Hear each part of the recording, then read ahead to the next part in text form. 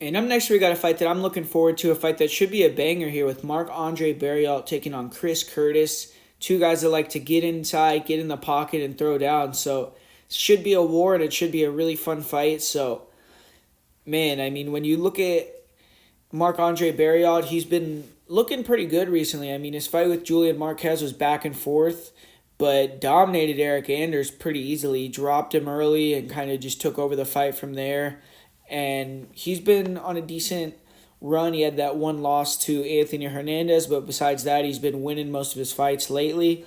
Chris Curtis, he had that great start to his UFC career, then has been kind of up and down since then. He recently hasn't gotten a win in a while. He hasn't won since 2022 because had a loss to Kelvin and then had a fight with Nasruddin Imavov where he wasn't looking the best in that fight. He was getting held against the cage. He was getting kind of out hustled in that one. And then a headbutt led to that fight becoming a no contest. And that was unfortunate because you watched the fight previous with Kelvin as well. A headbutt you could argue potentially led to him losing the fight on the scorecards. So this has been having issues with that recently. So hopefully this is a clean fight, no fouls, and go out there and can get a definitive winner. But Chris Curtis, he's getting up there. He's 36 years old, so this fight is going to be a prove-it fight to me here. If he goes out there, he looks like shit in this fight, I think you could safely say that he's going to be a fade for the rest of his career because he has to perform here, man. I mean, I thought his fight with the Mavov, he didn't look the greatest, and this fight is a much better matchup with Marc-Andre Barriault. He's getting a guy that wants to get in the pocket.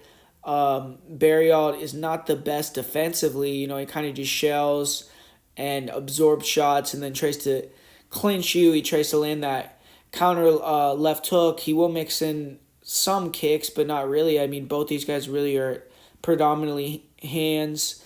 And I think Barriault's best path to victory in this fight is to try to push Chris Curtis against the cage, dirty box, kind of maul on him, and use his size, use his cardio.